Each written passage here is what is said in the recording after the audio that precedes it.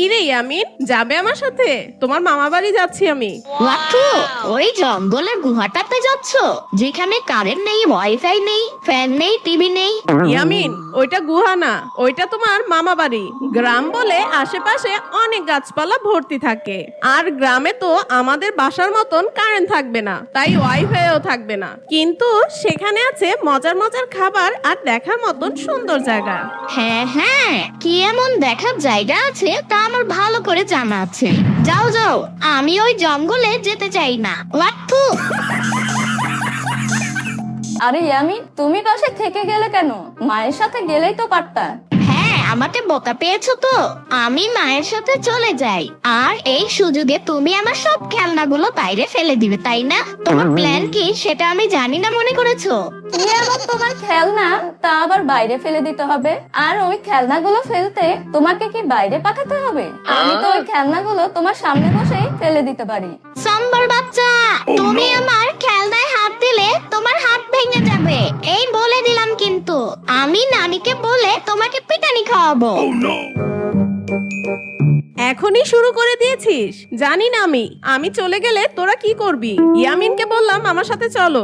আমি বলেছি না, ওই ভূতের গুহায় আমি যাব না। এই সাম্বাটাকে নিয়ে যাও, আর সেই জঙ্গলে গিয়ে একটা ভূতের সাথে এই সাম্বাকে বিয়ে দিয়ে দিবে। হা হা হা, সাম্বা ভালোই হবে, ভূত তোমার জামাই হবে। হা হা হা।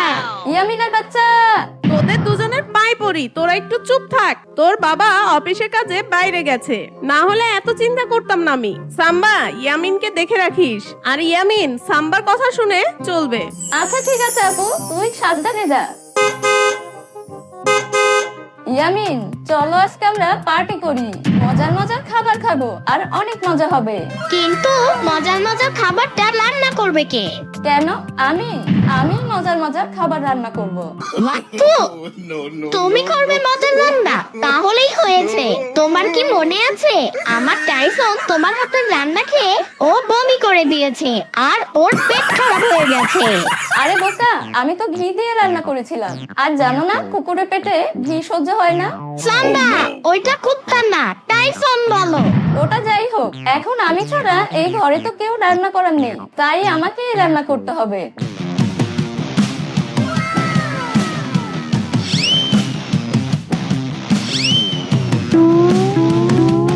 ইয়ামিন, আজকে অনেক রান্না করেছি আমি।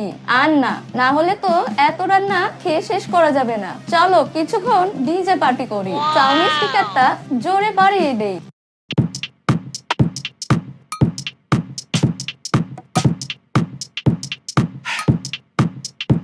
সাম্বা, তুমি একটু থাকো। তুমি আমাকে দিয়ে খাটিয়ে নিচ্ছ ফাও ফাও, তাই না? যাতে আমি কম খেতে পারি।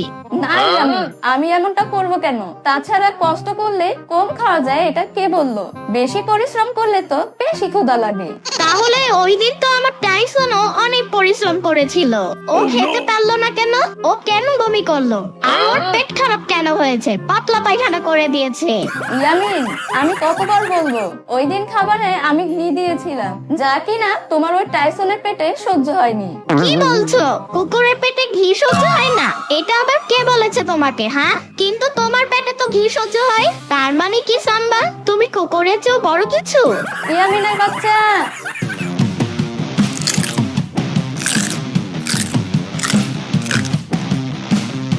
সাম্বা সাম্বা, আমি আর পারছি না, আমি আর খাবো না।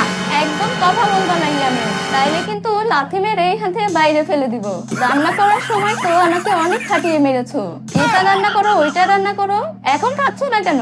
সব খাবার শেষ না করে উঠা যাবে না। প্লিজ সাম্বা, আমি আর কখনো তোমার সাথে লাগতে আসবো না। আমি আর এই খাবারগুলো খেতে পারছি না, আমি এখনই বমি করে দিব। তোমার কোনো কথায় কাজ হবে না, খাবারটা শেষ না করে কোনোভাবেই উঠতে পারবে না।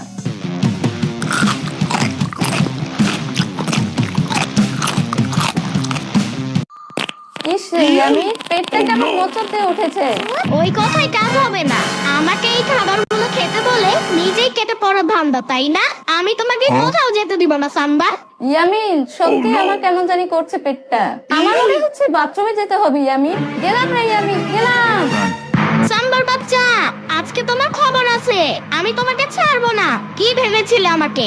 এই বাথরুমের ভিতরে গিয়ে তুমি খাবার থেকে বেঁচে যাবে? এত সহজ না। তুমি বাথরুম থেকে বের হলেই তোমাকে এই খাবার খেতে দিব। সেদিন তুমি আমার টাইসনকে খেতে দাওনি, আজকে তার বদলা নিব তোমার থেকে।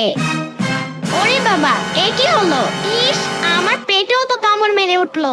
মনে হচ্ছে এক্ষুনি আমার বাথরুমে যেতে হবে, কিন্তু সাম্বা তো আগে থেকে বাথরুমে বসে আছে। এখন কি হবে? আমি তো মনে হয় প্যান্টের মধ্যেই হেগে দিব।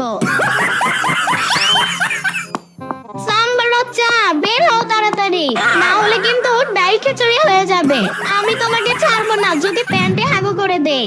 আরো 30 মিনিট ইয়ামিন, এর আগে আমি বের হতে পারছি না। তুমি একটু চেপে বসে থাকো। সাম্বার তাড়াতাড়ি, সাম্বার বাচ্চা বের হও তাড়াতাড়ি, না হলে কিন্তু আমি এইখানেই হাগু করে দিব। বের হও সাম্বার বাচ্চা। তুমি যা ইচ্ছা করতে পারো, আমি এখন বের হতে পারবো না। আমার পেটটা কামড় দিচ্ছে। ওরে বাবা রে, সব খাবার মনে হচ্ছে একবারে বের হয়ে গেল রে। না, আর এভাবে বসে থাকা যাচ্ছে না। তার থেকে বাইরে গিয়ে বসে পড়ি। রুমের মধ্যে হাগু করলে আম্মু আমাকে পিটানি দিবে। এক কাজ করি, এই পলিথিনে হাগু করে দূরে ছুঁড়ে ফেলে দেই।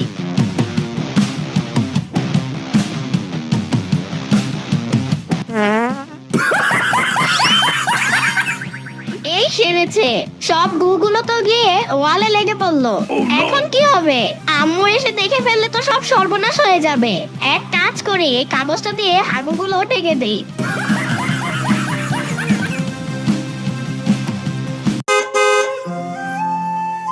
কিরে, কেমন কাটলো এই কয়দিন তোদের? তোরা লড়াই করিসনি তো? না মা, কিন্তু খাওয়া দাওয়া ভালো হয়নি। সাম্বা একটু ভালো রান্না করতে পারে না, ও একটু কি জঘন্য রান্না। ও তাই না? খাওয়ার সময় তো ঠিকই দাপস বুপুস হাঁসের মতন খেতে থাকো। আচ্ছা আচ্ছা, ঠিক আছে, এখন আমি এসে গেছি, আর কোনো চিন্তা নেই। এখন তোদের ভালো ভালো রান্না করে খাওয়াবো। নে, এটা খেয়ে দেখ তো কেমন হয়েছে। বাহ, খুব ভালো হয়েছে তো। কিন্তু ঘরে তো কোনো বড়া ছিল না, তুমি এই বড়াগুলো পেলে কোথায়? কেন রে, আমাদের দেয়ালেই তো কতগুলো বড়া দিয়ে রাখা, সেগুলো আবার কাগজ দিয়ে ঢেকে রেখেছিস। খুব ভালো কাজ করেছিস সাম্বা, ঘরে কোনো সবজি ছিল না। আমাদের দেয়ালে বড়া? আমি তো কোনো বড়া দেইনি, আর এটার কথা তো আমি জানি না। কাগজ দিয়ে ঢেকে রাখবো কি করে? ইয়ামিন, তুমি কি কিছু জানো? না, তুমি সেদিন রাত্রে বাথরুমে ছিলে তো, তাই চাপ সহ্য না করতে পেরে আমি বাইরে গিয়ে কাজ সেরে ফেলেছি। আর সেটাকে ছুঁড়ে ফেলতেই সেটা দেয়ালে লেগে যায়, আর আমি সেটাকে একটা কাগজ দিয়ে ঢেকে দেই। তার মানে ওটা গু। ওটা গু। ইয়ামিনের বাচ্চা, ছাড়বো না তোমার কাছকে। সর্বনাশ, এই সাবান দিয়ে এখনই মুখটা ধুয়ে ফেল সাম্বা। ছি ছি ছি, শেষ পর্যন্ত গুয়ের বড়ি খেতে হলো তোর, আর তা আমি